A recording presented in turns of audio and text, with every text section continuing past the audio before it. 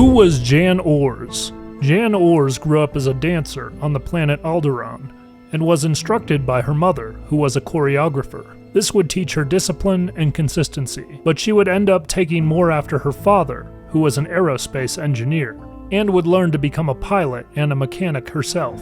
Both her parents were friends with Senator Mon Mothma and would join her rebellion against the new empire. As a result, from a young age, Jan was involved with anti-imperial movements. Her career turned into a sequence of imperial intelligence infiltrations, and she would collect intel under the pseudonym Jan Strange. The more she worked with the rebel forces, the more her reputation grew, and she would go on to work more directly with the rebellion, in direct missions to steal from and sabotage the Empire. In the midst of this life, Jan found herself being on the wrong end of an Imperial invasion of a base she was stationed on. This raid was led by Cadet Commander Kyle Katarn, who ended up taking a liking to her and would spare her and the rebels at the base. The rebels would escape after a separate squad would attack the Imperials and leave Kyle wounded. Upon a chance meeting on Corellia, Kyle would notice Jan in a public space and request to meet. Due to his past kindness, Jan would meet with Kyle, and he would go on to inquire